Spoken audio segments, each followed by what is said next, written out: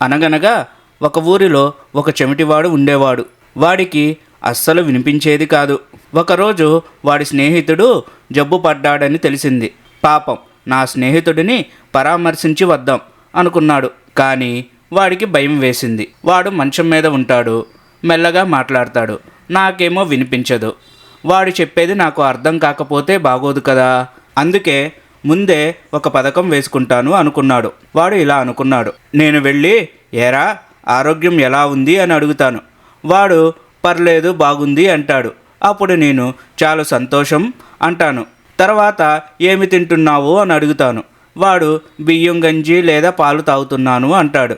అప్పుడు నేను ఓహో అది ఆరోగ్యానికి చాలా మంచిది, బాగా తిను అంటాను. చివరగా ఏ డాక్టర్ మందు ఇస్తున్నాడు అని అడుగుతాను. వాడు పలానా డాక్టర్ అంటాడు. నేను ఆయన చాలా గొప్పోడు, నిన్ను ఆయనే కాపాడగలడు అని చెప్పి వచ్చేస్తాను. ఈ ప్లాన్తో వాడి స్నేహితుడి ఇంటికి వెళ్తాడు. కానీ అక్కడ సీన్ రివర్స్ అయింది. చెవిటివాడు, ఎరా మిత్రమా, ఇప్పుడు మీ ఆరోగ్యం ఎలా ఉంది?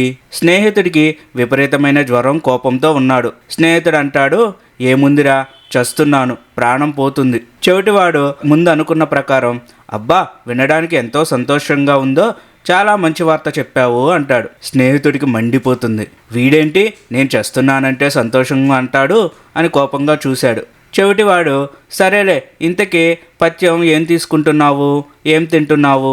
స్నేహితుడు కోపంతో, ఏం తింటాను, దుమ్ము ధూళి మట్టి తింటున్నాను అని అంటాడు. చెవిటివాడు నవ్వుతూ, ఆహాహా అద్భుతం, అది ఆరోగ్యానికి చాలా మంచిది, దాన్నే ఎక్కువ మోతాదులో తింటూ ఉండు, తొందరగా కోలుకుంటావు అని అంటాడు. స్నేహితుడికి పిచ్చి కోపం వచ్చింది. చెవిటివాడు, మరి నీకు వైద్యం ఏ డాక్టర్ చేస్తున్నాడు అని అడుగుతాడు. స్నేహితుడు అరుస్తూ, యమధర్మరాజు చేస్తున్నాడురా అని అంటాడు. చెవిటివాడు, ఓహో ఆయన చాలా గొప్ప డాక్టర్, ఆయన చెయ్యి పడితే చాలు పని తొందరగా అయిపోతుంది అని అంటాడు. అంతే, ఆ స్నేహితుడు మంచం మీద నుండి లేచి పక్కనున్న కర్ర తీసుకుని చెవిటివాడిని తరిమి తరిమి కొడతాడు. నీతి, అన్నీ మనకు తెలుసు అనుకోవడం అమాయకత్వం. పరిస్థితిని బట్టి మాట్లాడాలి. ఈ వీడియో మీకు నచ్చితే లైక్ చేయండి, షేర్ చేయండి, కామెంట్ చేయండి అండ్ సబ్స్క్రైబ్ చేసుకోండి. పక్కనున్న బెల్ ఐకాన్ని మాత్రం క్లిక్ చేయడం మర్చిపోకండి. నెక్స్ట్ వీడియోలో కలుద్దాం.